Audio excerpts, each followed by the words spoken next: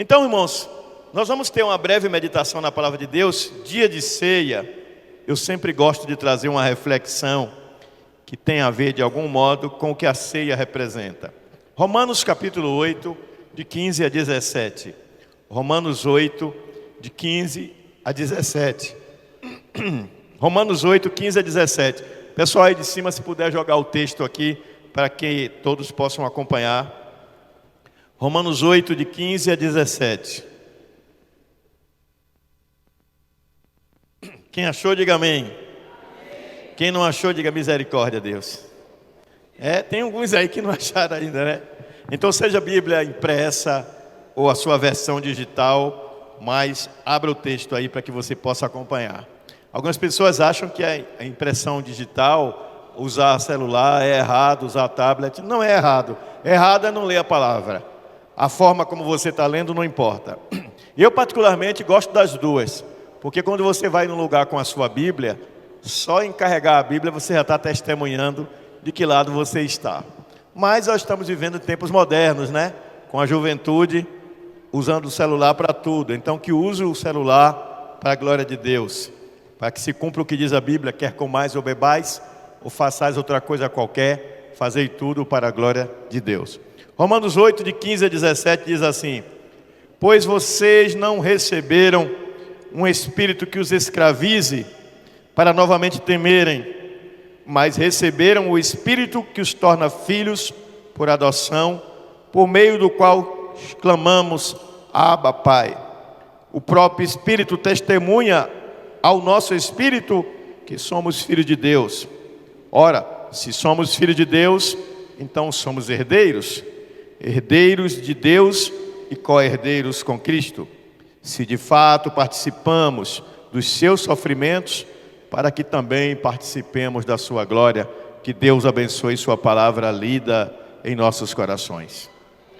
A primeira pergunta que vem à mente quando eu leio esse texto, e vem à mente de qualquer pessoa inteligente, e todos aqui são inteligentes, você que está assistindo é inteligente, porque Deus te fez um ser inteligente.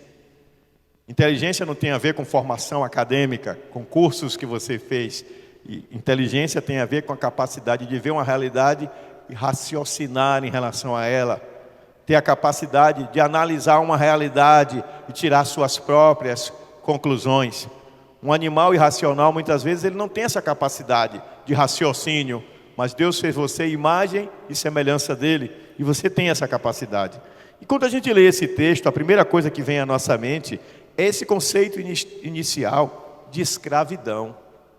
Eu li hoje uma matéria bastante interessante, que um grupo de historiadores está iniciando um processo jurídico contra o Banco do Brasil, e querem que o Banco do Brasil indenize a população negra do Brasil, porque durante muito tempo o Banco do Brasil financiou, supostamente, a compra de escravos. O caso vai a julgamento, porque querem uma reparação do ponto de vista histórico, sociológico, mas também querem uma reparação material, talvez investindo em programas de inclusão para pessoas negras, ou mesmo na área educacional. Eu não vou aqui debater se essa questão faz sentido ou não. O fato é que o Banco do Brasil surgiu durante a época da escravidão. E nesse período, quando Dom Pedro II criou o Banco do Brasil, o dinheiro do Banco do Brasil financiou muita gente que possuía escravos. Se foi usado para comprar escravos ou não, eu não sei. Mas o conceito de escravidão no Brasil está muito associado à pessoa preta. E as pessoas pensam que escravidão foi somente aquele processo de trazer pessoas pretas da África para trabalharem na lavoura do Brasil contra a sua vontade, sendo compradas como mercadorias, como se fossem animais. Quando fazemos um estudo mais apurado da história da humanidade, percebemos que quase todas as culturas antigas praticavam algum tipo de escravidão. Havia escravidão temporária, havia escravidão permanente. Havia pessoas que eram vendidas como escravo por um tempo até pagar a sua dívida. Então elas não tinham mais liberdade. Elas, durante aquele período, elas serviam àquela comunidade, àquele grupo, àquela pessoa, até saldar as suas dívidas. Jesus conta uma história de um homem que ele chama de o credor incompassivo. E ele diz que esse homem, ele devia uma grande quantia ao rei. E o rei mandou buscá-lo. E ele disse que não tinha como pagar. E o rei disse: então você será preso e a sua família será vendida como escrava. E você só vai sair dali quando pagar a dívida. E aquele homem se joga aos pés do rei, clama por misericórdia, porque ele não tinha como pagar a dívida. Sua família ia ser escravizada e ele tem o perdão do rei. Chegando mais adiante, ele encontra um homem que lhe devia uma quantia infinitamente menor. E segundo a lei, se não pagasse a dívida, tinha que ser preso. E ele manda prender aquele homem porque não pagou a dívida. Lembre-se que ele tinha recebido um perdão muito maior do seu rei. E então alguém viu e contou ao rei. O rei mandou chamá-lo, perdoou aquele homem que devia a dívida menor e mandou aquele homem incompassivo. Quer dizer o quê? Sem misericórdia. Ele recebeu um grande perdão, mas não foi capaz de perdoar algo menor. E eu gosto de pensar nesse conceito de escravidão. A escravidão que está internalizada. A escravidão que está na alma. Nós todos somos pecadores, nós todos temos culpa diante de Deus. Usando a linguagem popular, todos temos culpa no cartório. Ninguém é inocente. A Bíblia diz que todos pecaram e destituídos estão da glória de Deus. Mas um dia Deus olhou do céu e Ele viu a necessidade da humanidade. Diz a Bíblia que Deus olhou e disse: não há um justo, nenhum sequer. Todos pecaram, destituídos estão da glória de Deus. Ninguém tem acesso ao céu, ninguém tem acesso à salvação. Todos estão condenados. Mas a palavra de Deus diz que Deus amou o mundo de tal maneira que Ele olhou a necessidade do homem e deu seu Filho unigênito, o único filho que Ele tinha, para morrer na cruz, para que Ele recebesse sobre si o castigo do pecado da humanidade.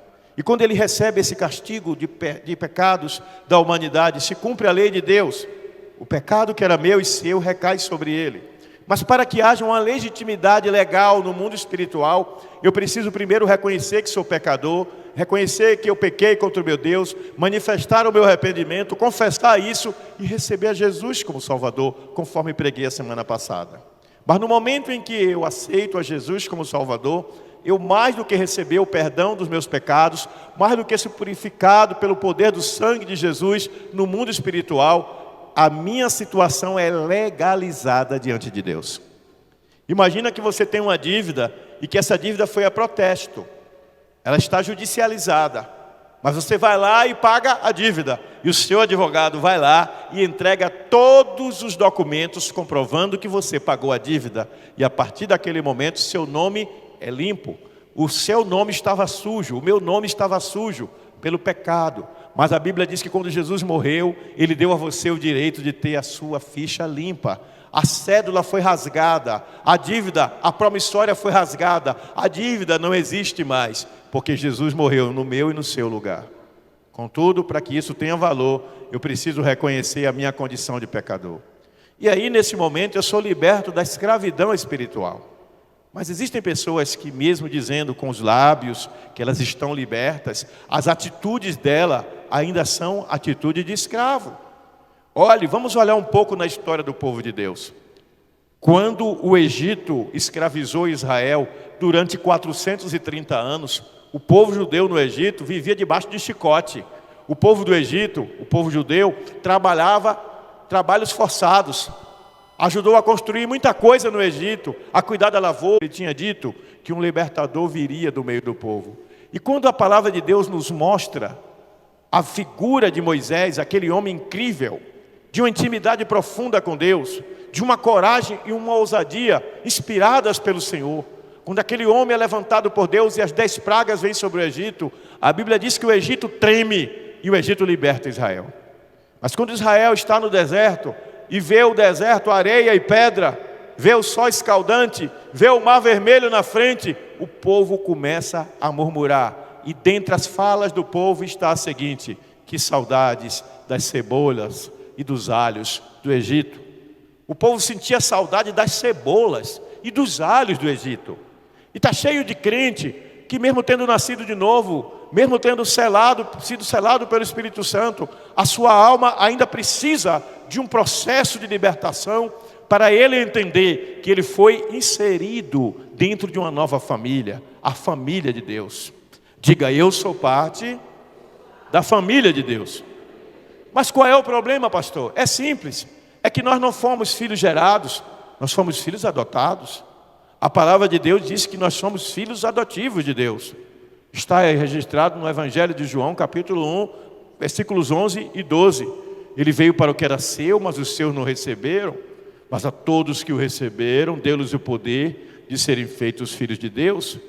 E o termo que é usado ali no original é a ideia de um filho adotivo. Mas é um filho adotivo que legalmente ele passa a ter todos os direitos do filho gerado. E Deus até então só tinha um filho, que era Jesus. O único herdeiro era Jesus. Por isso ele é chamado de Huios, que traduzido é unigênito, único gerado. Eu só tenho um filho. Pastor Pedro Felipe é meu único filho. Se apareceu outro aí é engano. Só tem ele. Pedro Felipe é meu único herdeiro. Pedro Felipe, por enquanto, só tem um filho, que é Bento, seu único herdeiro, único gerado. É isso que é o Huios, é isso que é o unigênito. E Deus só tinha um filho e entregou esse filho para morrer por nós. Mas quando ele morre e ressuscita, a Bíblia diz que ele ganha um novo nome. Ele agora é o primogênito de muitos irmãos. Primogênito é o primeiro gerado, é o filho mais velho. Jesus é o meu irmão mais velho, é o teu irmão mais velho. Por quê? Porque no momento que você creu em Jesus e recebeu a Ele como Salvador, você criou uma ruptura com a escravidão internalizada em sua alma. Ruptura, pastor? Sim. Eu era escravo do pecado. E por ser escravo do pecado, eu servia aos desejos e inclinações da minha carne.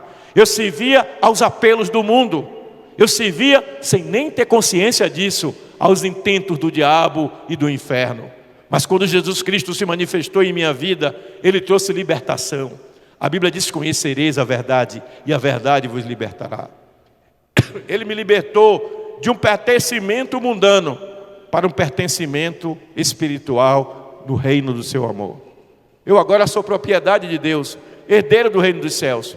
Mas aí vem uma pergunta ainda nesse primeiro trecho do versículo. Eu tenho consciência disso? Será que eu tenho consciência disso? Algumas pessoas, quando foram libertas em 1888, foram para as ruas celebrar. O Brasil não tem mais escravos. Mas alguns escravos ergueram a cabeça e disseram: nós somos livres e vamos construir uma nova sociedade em que não seremos mais escravizados. E começaram a se comportar como homens livres. Quando alguém tentava humilhá-los, eles erguiam o nariz e diziam: me respeite, eu sou tão cidadão quanto você, eu tenho liberdade, eu tenho direito. Aqueles que eram os escravizadores, a maioria não aceitava isso, mas eles tinham postura. E por causa da postura, alguns deles começaram a ocupar lugar na sociedade, na política, nas artes, na literatura, na poesia, na escultura, na pintura. Alguns se tornaram comerciantes, produtores rurais. Alguns se destacaram, mas uma maioria, embora liberto por um decreto da princesa Isabel, embora libertos no papel, tinha uma postura de subserviência, tinha uma postura de cabeça baixa, uma postura de não olhar nos olhos, uma postura de ainda chamar de Senhor aquele que não era mais Senhor, de nhonhô aquele que não era mais nhonhô, que era o Senhor. E tem muita gente que espiritualmente está tendo a mesma atitude. Ainda não reconheceu que foi livre para viver a plenitude da liberdade no Espírito Santo. Para saber que você é herdeiro dos céus. E como herdeiro dos céus você é filho de Deus. Diga com toda a convicção: eu sou filho de Deus. E se é filho de Deus tem direitos. E esse direito diz que quando você entra na presença do seu pai, que te tornou filho legítimo por adoção, você tem direito no nome do seu irmão mais velho, que é o teu representante no céu, entrar na presença do seu pai e reivindicar aquilo que é seu por direito. Você tem que entrar em batalha espiritual e dizer ao seu pai: meu pai, eu não aceito as investidas que Satanás tem feito contra a minha vida, contra a minha família, contra a minha prosperidade financeira, contra a minha saúde. Eu reivindico no mundo do Espírito libertação, eu reivindico vitória. Eu entro agora em oposição a Satanás com seu exército do inferno que tem se levantado contra mim. Eu resisto, Senhor, eu não aceito isso, e eu vou continuar firme neste propósito de que eu já sou aquilo que a tua palavra diz. E a tua palavra diz que em Cristo Jesus eu sou, eu não serei, eu não fui, eu sou mais do que vencedor. Dê um aplauso ao Senhor por isso. Postura. Postura. Você agora é da família de Deus. Como é que é isso? Você agora é de uma família rica e vai ficar na rua mendigando? Você era mendigo. Um homem rico que só tinha um filho, muito rico. Chamou o filho dele e disse: filho, o dinheiro que eu tenho é mais do que você precisa. Sabe aqueles mendigos que estão ali? Eu vou registrar todos eles como meus filhos. Eles vão ser herdeiros com você. E você vai dividir a sua fortuna com eles. E o filho disse: tá bom, meu pai, concordo com o senhor. Aí o seu filho aceitou. Você registrou os mendigos. Os mendigos agora estão registrados com seu sobrenome. Têm direito à herança. Não vão mais mendigar nem passar fome. Mas no dia seguinte você encontra os mendigos no mesmo lugar, maltrapilhos, com a mão estendida, um pires na mão, pedindo esmola. Você não pode ter postura espiritual de mendigo, porque você não é mais mendigo no mundo espiritual. Você é filho de Deus e você tem que ter postura, atitude e se movimentar como um filho de Deus, herdeiro do Altíssimo. É a sua atitude mental que determina quem você é. Perguntam-me: pastor, por que é que os judeus prosperam tanto? Por que é que o judeu, aonde ele chega, em qualquer lugar do mundo, o judeu se torna próspero? Porque o judeu é ensinado desde pequenininho que ele é herança de Abraão, ele é herdeiro de Abraão, e que Deus fez uma promessa a Abraão, que abençoaria a sua geração, e que onde eles chegassem, eles prosperariam. Eles tomaram isso como princípio de vida, e quando as adversidades vêm, eles são resilientes. O que é resiliente, pastor? Eu vou botar numa linguagem simples: é a capacidade de dar a volta por cima em meio às dificuldades. Você tem depressão? Dê glória a Deus por isso. Tem ansiedade? Dê glória a Deus por isso. Tem síndrome do pânico? Dê glória a Deus por isso. Porque tudo isso na sua vida é transitório. Tudo isso significa que você está tendo uma reação emocional que no momento você ainda não está sabendo lidar com ela, mas você já tem dentro de si o DNA de Deus. Você tem o DNA de vencedor e você vai vencer em nome de Jesus. Atitude mental como fruto de uma atitude espiritual. Atitude mental como postura de quem sabe agora a quem pertence. Esse sentimento de pertencimento, de que eu sou de Deus e o diabo não me toca. Mas espera aí, pastor, como é isso? Eu sou de Deus, o diabo não me toca? Mas a Bíblia está cheia de exemplos de homens de Deus que foram alvejados. Sim, foram alvejados. Alvejados nas emoções, porque eram seres humanos como eu sou e você é. Mas a Bíblia também está cheia de exemplos de homens que foram alvejados, mas foram resilientes, deram a volta por cima e venceram. Não permaneceram abatidos, com sentimento de derrota, com argumentação de justificação para a sua condição de coitadismo. O coitadismo está anulando o potencial que Deus gerou em cada um de nós. Eu acredito que eu estou diante de uma igreja de homens e de mulheres vencedores. Eu estou diante de uma comunidade de pessoas que têm tudo para serem bem-sucedidas. E tem que mudar a maneira como pensa. Renovar o entendimento. A maneira como pensa, como vê as coisas. Ver dificuldades como oportunidade de transformação. Oportunidade de mudança de realidade. O povo, quando vive escravizado, o povo não tem liberdade. Mas no momento em que o povo é livre, todo um universo se abre para ele. Você foi livre no dia que você aceitou a Jesus como Salvador. Um mundo se abriu para você e o diabo não tem mais poder nem autoridade sobre você, a menos que você dê lugar. O apóstolo Paulo, escrevendo aos Efésios, ele diz: não deis lugar ao diabo. Aos mesmos Efésios ele diz: vocês têm luta sim, mas a sua luta não é contra carne nem sangue, não é contra pessoas. Porque fulano se levantou contra mim, ciclano está planejando contra mim. É da natureza humana essa coisa da competição. Mas a palavra de Deus diz: a sua luta não é contra carne nem sangue, é principados e potestades. Os inimigos espirituais de Deus se tornam teus inimigos. Sabe por quê? Porque você agora é parte da família de Deus. Caia na real. Eu não suporto aquela família. Todo mundo que é ligado àquela família, eu odeio. Satanás olha assim. Ele te odeia, não é porque Ele te odeia por você ser você. Ele te odeia porque Ele sabe a quem você pertence. Ele sabe de que família você é. Você é da família de Deus. Para quem não anotou o título, pode anotar aí: Igreja, Família de Deus. Mas o texto diz mais: pois você não receberam um espírito que os escravize. O Espírito Santo que veio morar em nós, Ele veio para trazer a nós a consciência de libertação, para novamente temerem mais. Porém, o Espírito que em vocês veio por adoção, como eu expliquei, faz com que você clame: Abba, Pai. Abba, Pai é uma expressão que, traduzido no nosso nordestinês, seria como chamar de painho.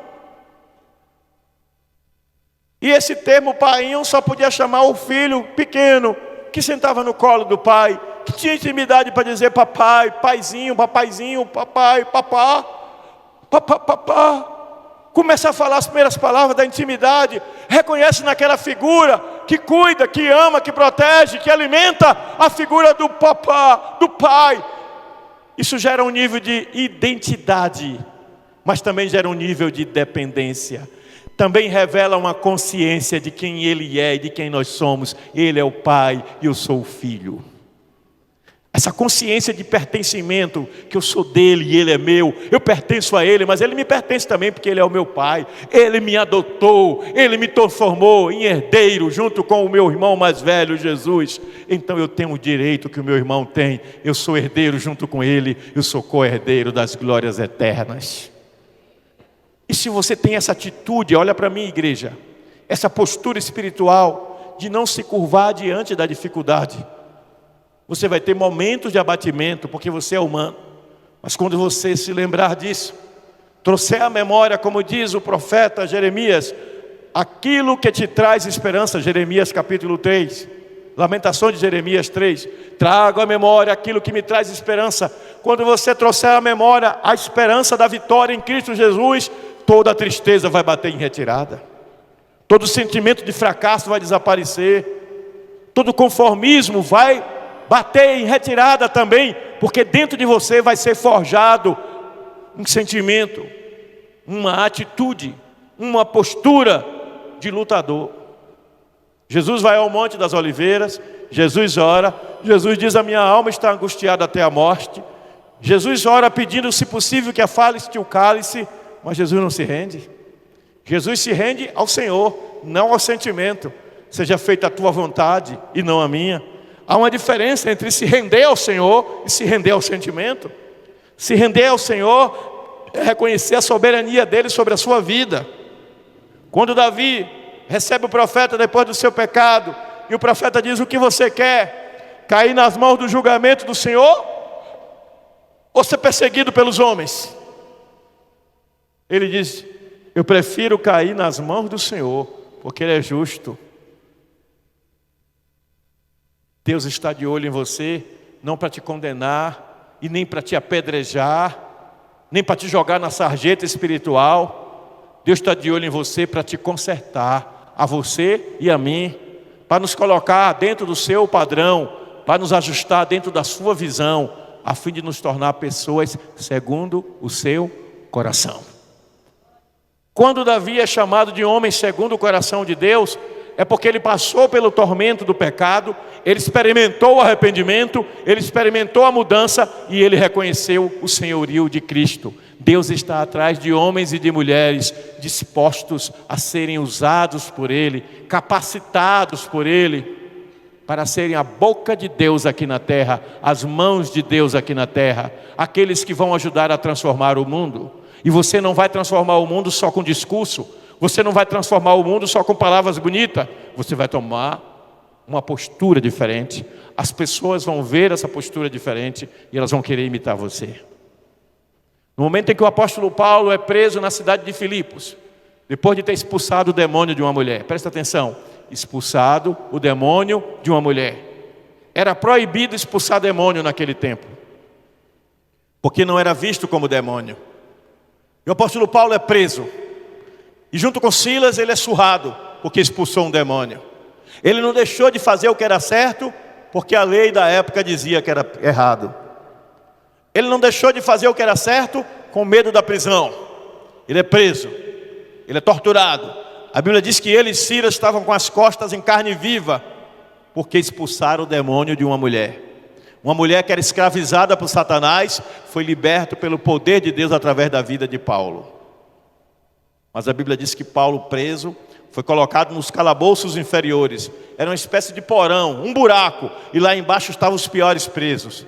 E Paulo estava entre os piores presos, assassinos das piores espécies, ladrões das piores espécies, acorrentado pelos pés e pelas mãos na parede, como se ele fosse um ladrão perigoso ou um assassino perigoso, porque expulsou o demônio de uma mulher.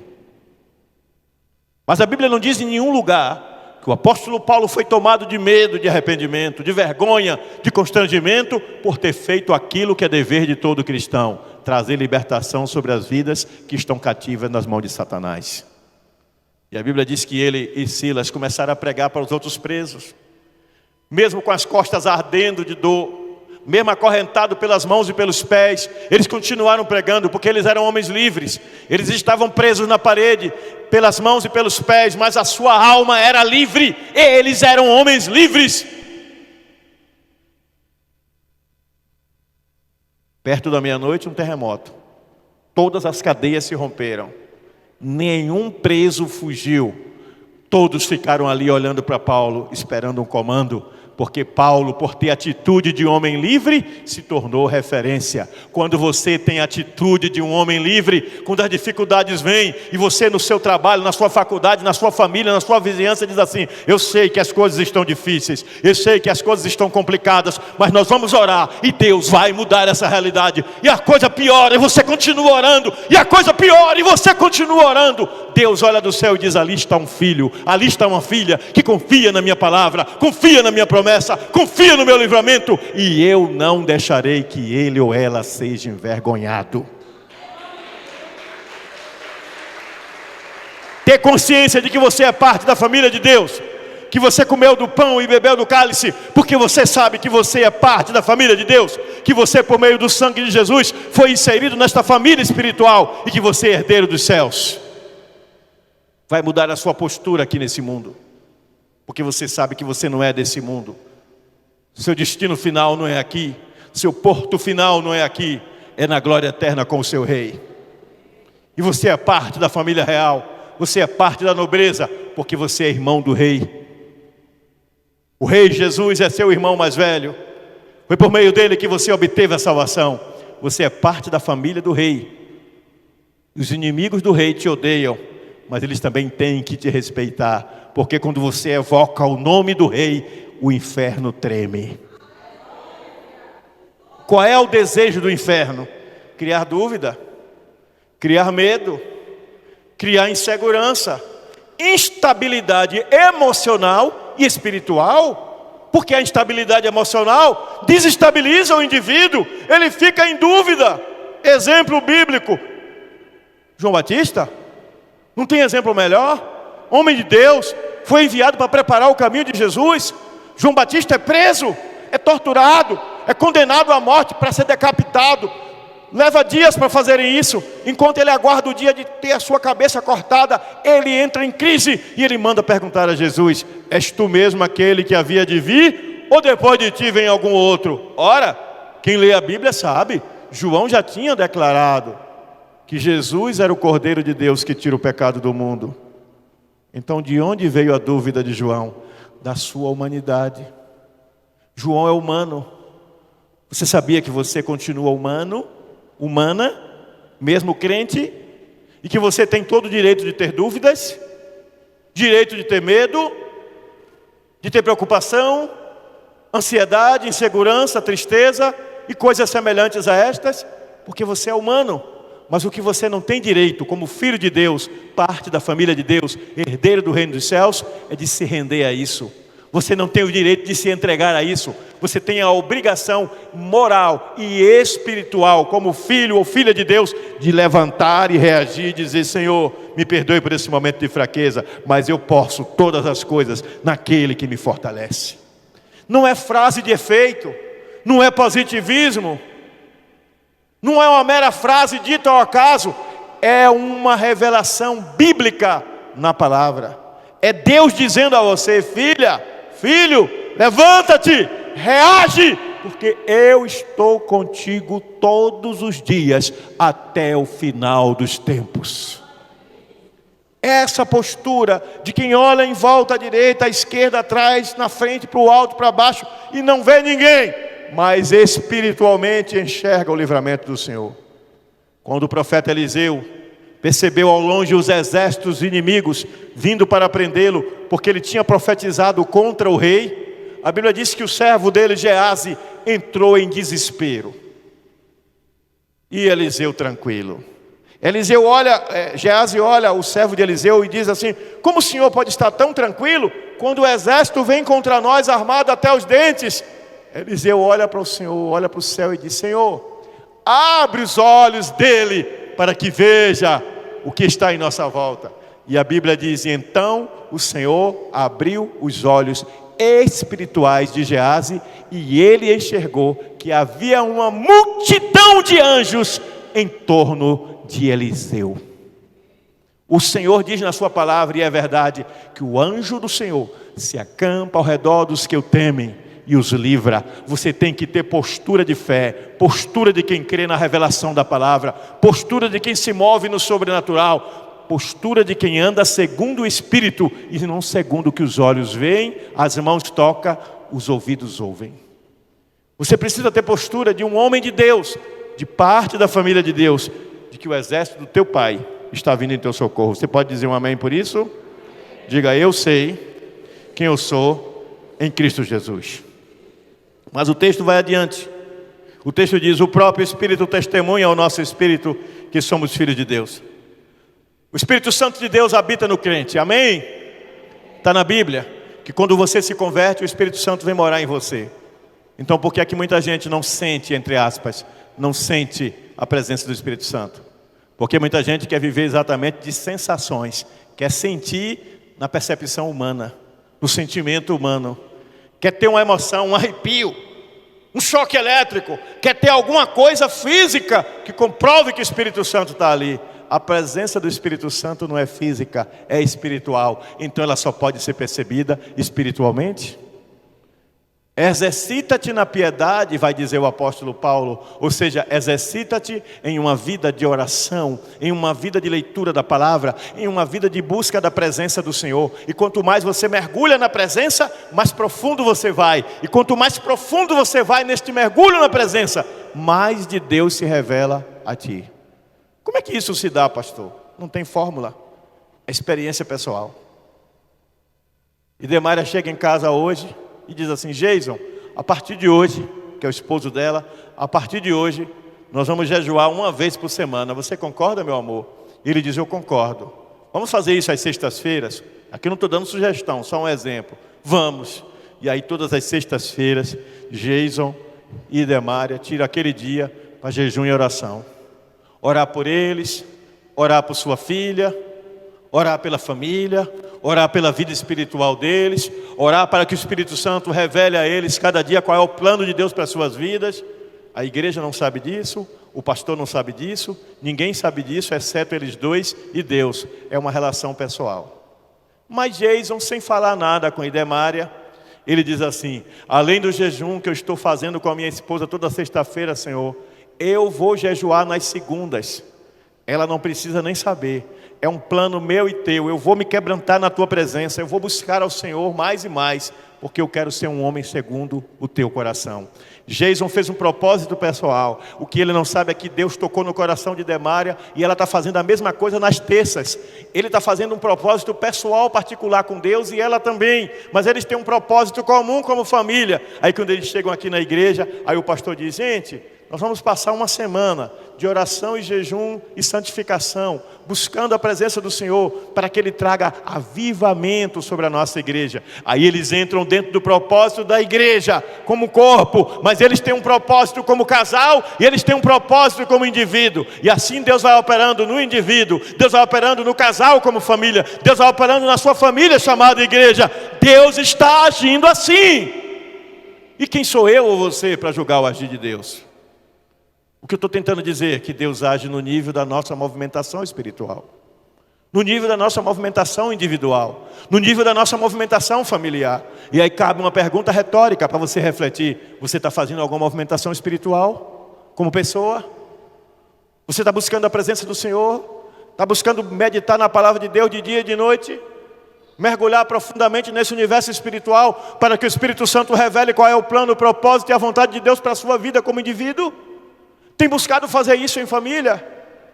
Ou em família você tem tempo para Netflix, você tem tempo para internet, você tem tempo para o telejornal, que se você espremer sai sangue, só tem palavras de derrota, de ruína, de fracasso e maldição. A situação do Brasil está pior do que no ano passado, no mesmo período. A economia caiu não sei quanto %. Olha, o índice da violência aumentou. Não estou dizendo que você vai viver num mundo alienado disso, mas tem gente que só alimenta a alma disso.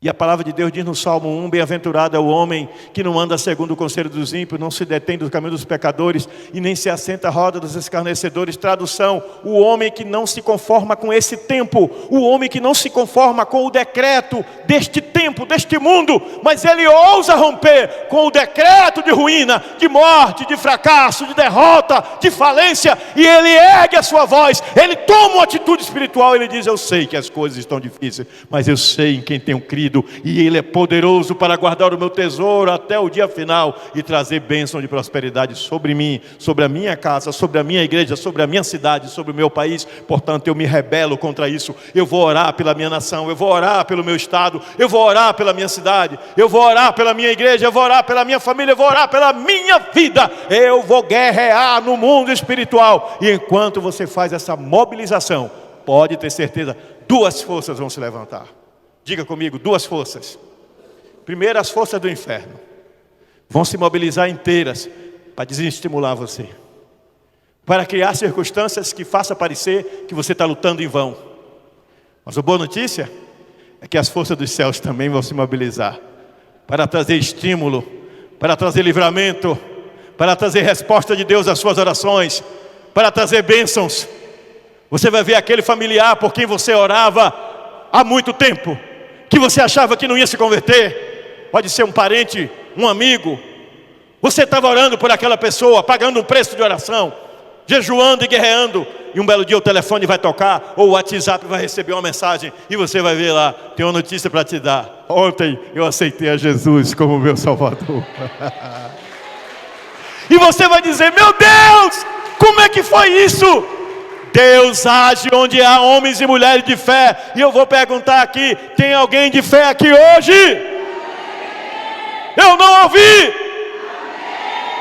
Sem fé é impossível agradar a Deus, porque é necessário que aquele que dele se aproxima, diz Hebreus capítulo 11, creia primeiro que ele existe, segundo que ele é recompensador de quem o busca. E essa igreja precisa reacender a chama da fé. Você, meu irmão, minha irmã, precisa reacender a chama da fé, enxergar no sobrenatural. Mas pastor, grandes são as dificuldades. O Senhor não sabe quanta gente se levantou contra mim. O Senhor não sabe os planos que estão arquitetando contra mim. Pare, olha para mim. Quando Deus estabeleceu que Davi seria rei de Israel, havia um rei em Israel, chamado Saul. Então Deus estabeleceu que Davi seria rei, enquanto ainda havia outro rei. E quando este outro rei tomou consciência pelo profeta que Deus, o mesmo Deus que havia escolhido ele, tinha estabelecido que não seria mais ele nem a sua descendência, mas sim Davi. Quando ele tomou consciência, ao invés de ser submisso à vontade de Deus, ele se levantou contra Davi. Ele moveu o exército dele para matar Davi. Matou? Não. E Davi se vingou dele, teve chance de matar o rei em mais de uma oportunidade, mas não o matou. Por quê? Porque aquele que é chamado segundo os propósitos de Deus, não se move segundo os propósitos do mundo, nem mesmo como revanche. É isso aí. Se você é crente, você tem que ter uma atitude de crente, mesmo contra quem te persegue, mesmo contra quem te amaldiçoa, mesmo contra quem te difama, mesmo contra quem aparentemente quer o teu fracasso e o teu mal. Você é crente, você é luz, você é o diferenciador do mundo. Diga isso para o seu irmão: você é o diferenciador do mundo. O mundo olha em volta e está procurando referência. O mundo olha em volta e diz assim: a quem eu vou imitar? Aí o mundo olha de um lado, desculpe, olha de um lado, tem um egoísta. Olha do outro, um vaidoso. Olha do outro, um arrogante. E assim por diante. E o mundo diz, cadê a referência? Aí o mundo olha e vê você, sendo imagem e semelhança de Deus, imitador de Cristo. Já apanhou de todo lado, foi perseguido de todo lado, criticado de todo lado. Tramaram contra você e você continua amando. Não é sendo besta, é amando. Não é sendo besta, é imitando Cristo, repreendendo o mal, confrontando o pecado, mas não se movendo pelo ódio, pelo sentimento de revanche, de vingança. Você é um homem maduro espiritualmente, porque em você habita a plenitude do Espírito Santo. O que é habitar a plenitude do Espírito Santo? É o Espírito Santo não encontrar amarras, não encontrar obstáculos, não encontrar nichos de resistência dentro da minha alma. Olha, eu sou crente, mas nessa área aqui é difícil perdoar, porque o que essa pessoa fez comigo, eu não posso tolerar, eu não perdoo isso, Deus que me perdoe. Deus não vai lhe perdoar não, viu? Não vem com essa conversinha fiada de Deus que me perdoe. Quando você usa essa expressão, é porque você no seu íntimo sabe que está errado. Deus não vai lhe perdoar. Deus não está atrás de quem oferece resistência. A palavra do Senhor é bem clara: se hoje ouvirdes a sua voz, não resistais ao Espírito Santo. Homens ou mulheres que resistem ao mover de Deus não experimentam a plenitude do Espírito Santo, não mergulham profundo nas águas do oceano do Espírito, não vivem a plenitude do sobrenatural de Deus, estão longe de viver tudo que Deus planejou para si, porque o orgulho ainda é uma das maiores dificuldades para o crente nadar nas águas profundas. Mas eu quero profetizar em nome de Jesus que isso vai cair por terra hoje nesta igreja. Tem muito crente orgulhoso, que pensa em si mesmo, pensa no que é vantajoso para si, e vem cheio de argumentos, porque eu tenho que pensar nisso, eu tenho que pensar naquilo, eu tenho que pensar isso, eu tenho que ver aquilo. Você não tem que ver nada que esteja fora da palavra. O homem que se move na palavra, ele alcança o favor divino. No tempo de Deus, Saul foi para uma batalha, e Saul morreu, e todos os filhos de Saul morreram, e o Israel inteiro disse: Davi é o nosso rei. Que dia Davi se tornou rei? Nesse dia que Saul morreu e o povo reconheceu como rei? Não. Davi se tornou rei no dia em que Deus colocou na boca do profeta Samuel que ele seria rei, porque as decisões, elas não são tomadas primeiro no mundo físico, elas são tomadas primeiro no mundo espiritual. Você tem um chamado? Pastor, pastora, líder de célula, evangelista, conselheiro, consolidador, seja qual for o seu ministério que Deus já colocou em você, foi Deus que colocou.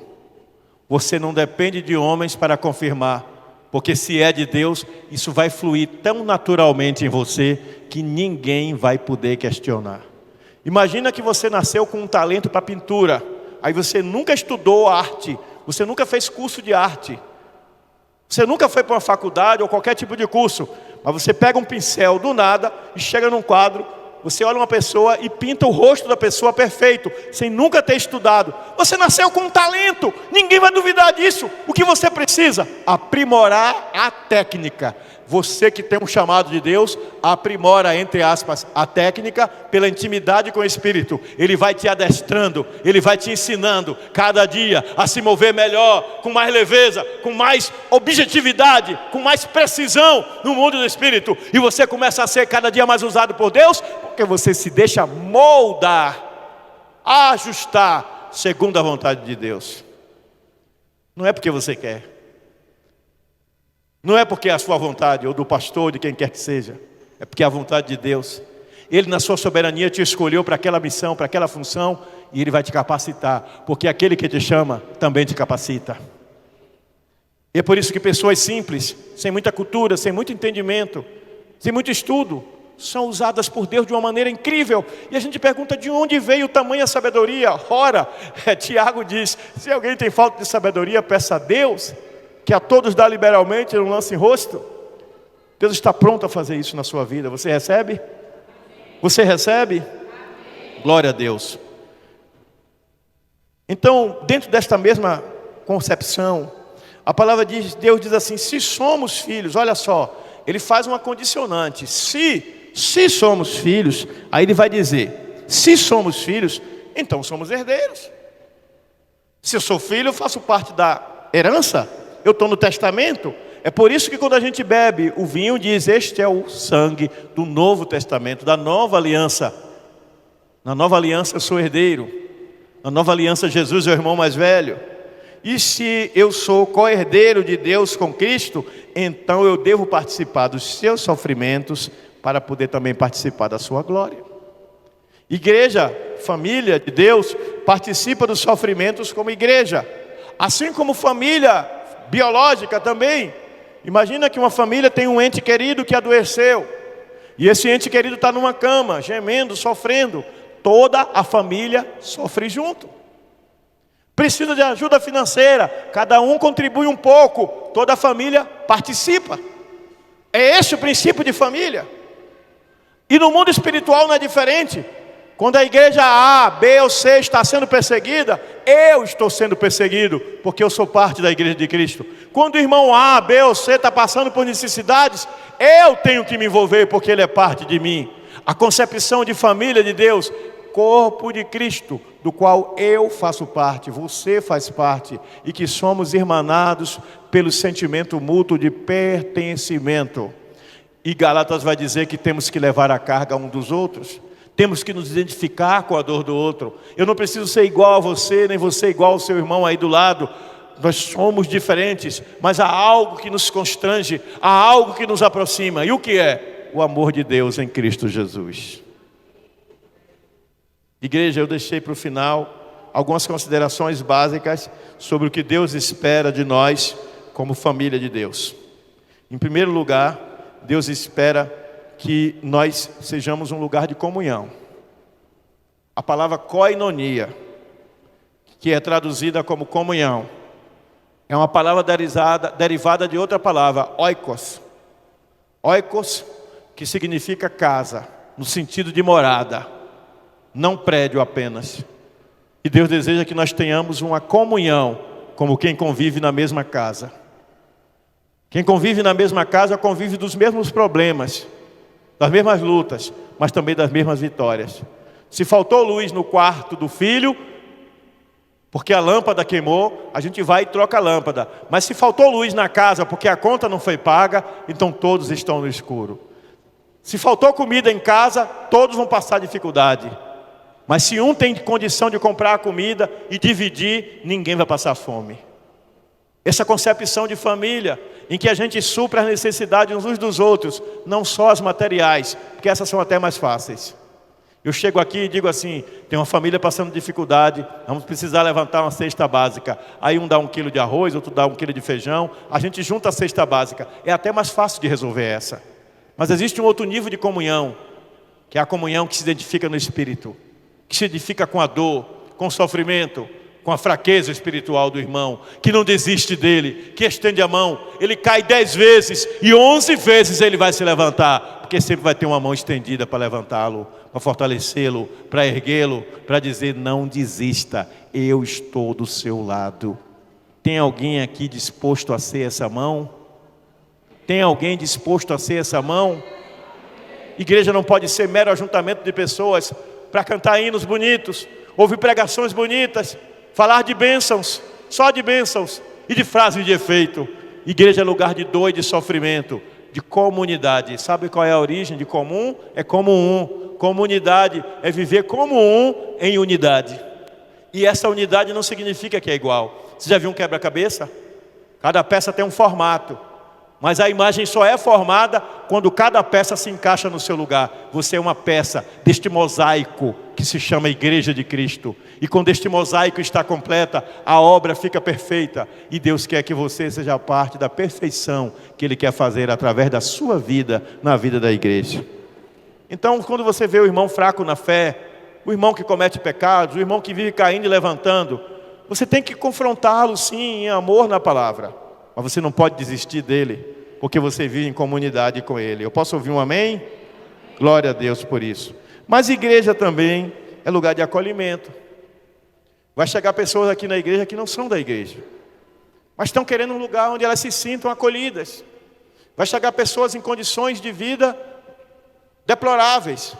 Vai chegar pessoas com práticas que nós abominamos, que são contrárias à nossa crença, contrárias à nossa fé, que vão fazer coisas aí fora que a gente diz: o sangue de Cristo tem poder.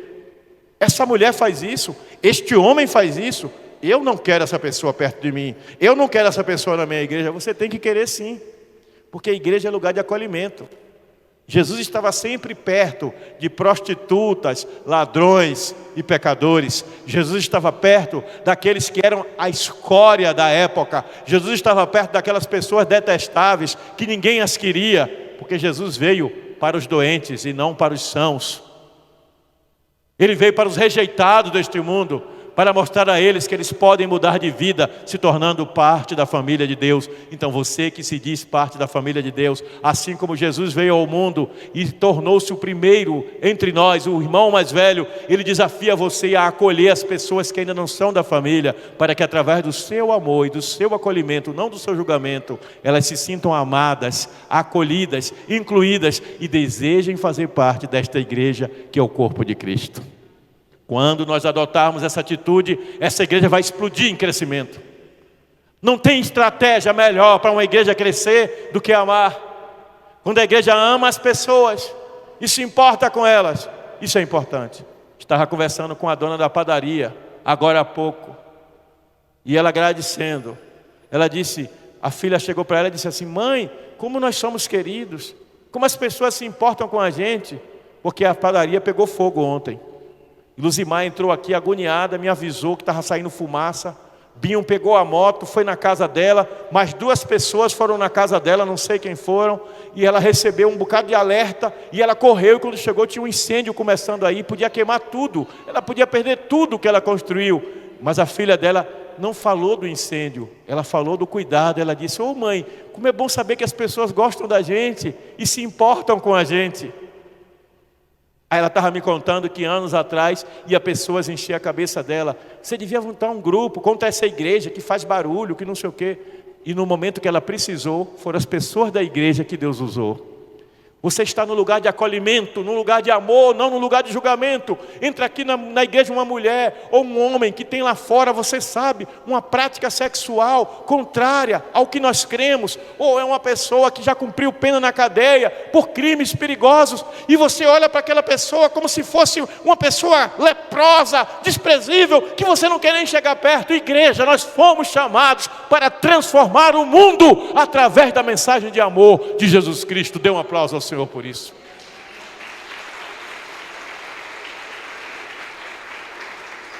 Fui essa semana ao presídio. Teve casamento coletivo, 18 pessoas.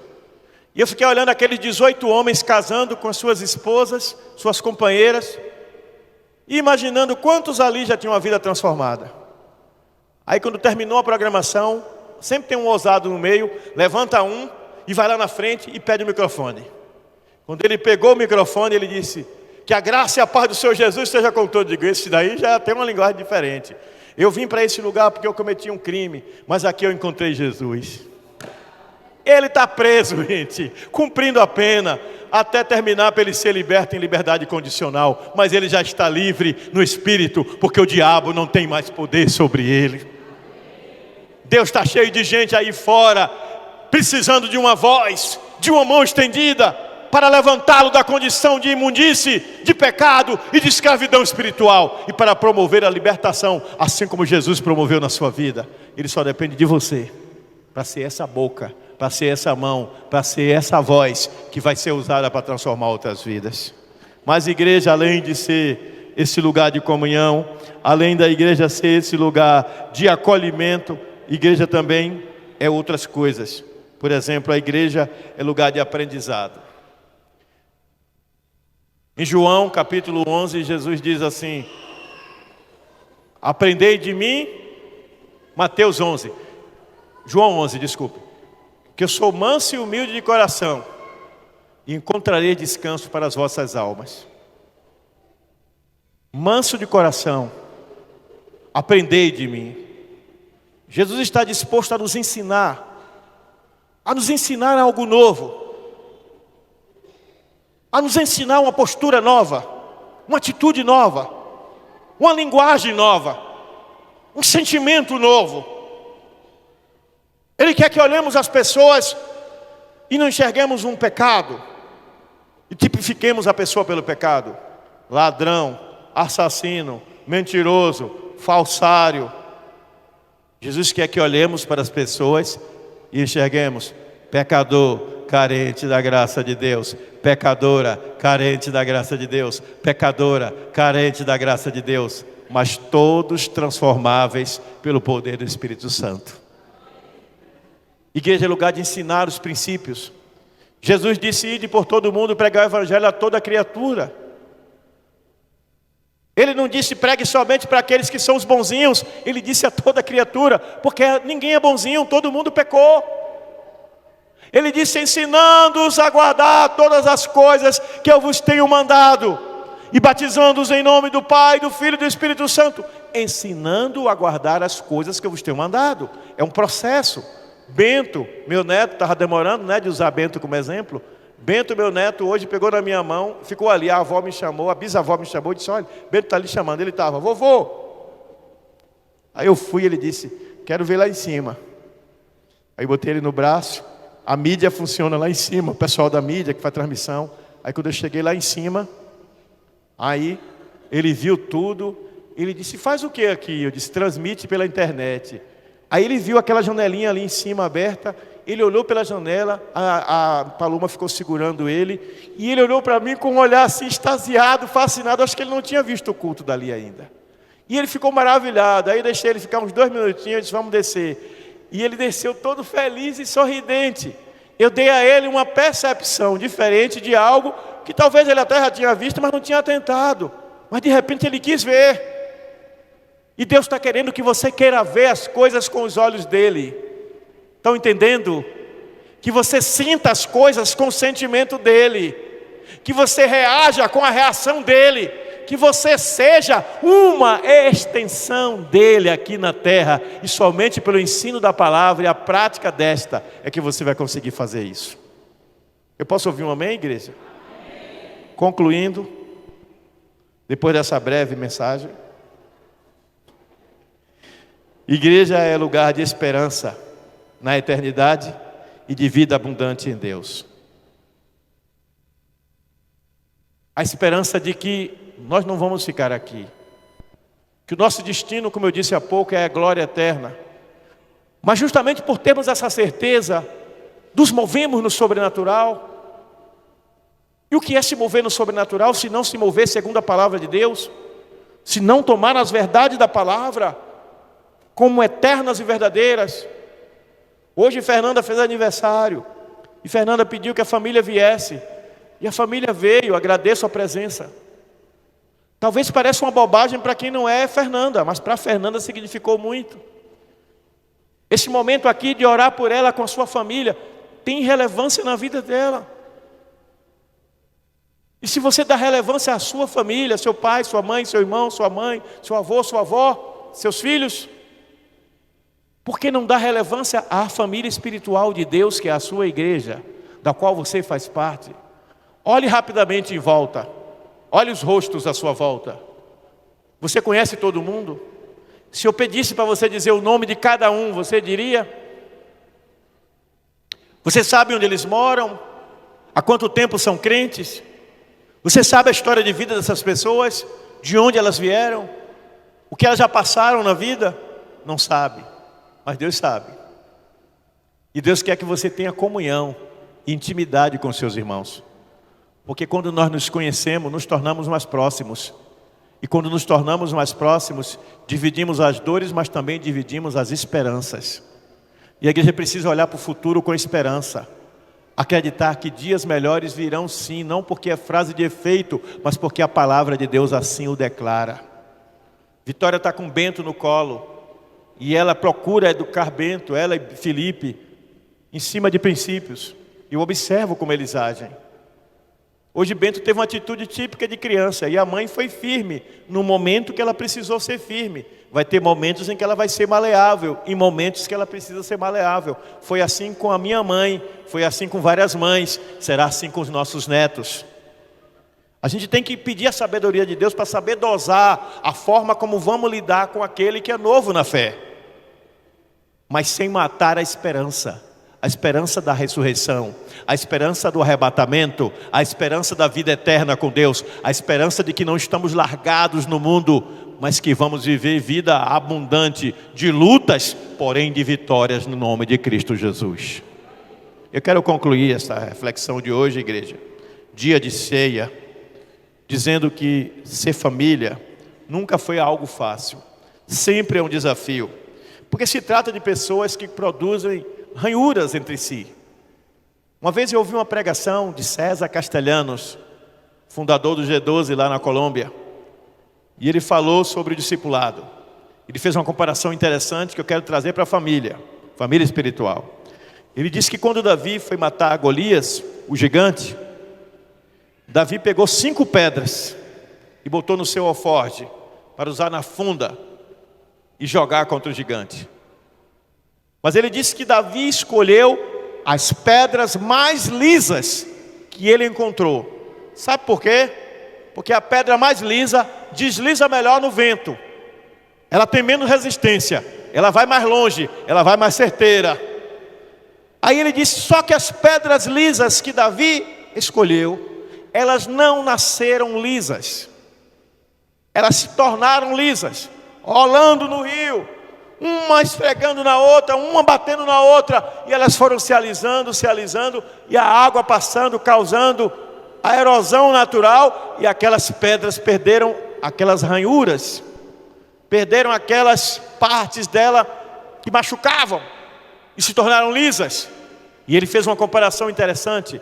Ele disse que o discipulado que Deus quer fazer em nós é para nos tornar lisos, para que, movidos no mundo do Espírito, no vento de Deus, sejamos mais precisos no objetivo que Deus estabeleceu para nós.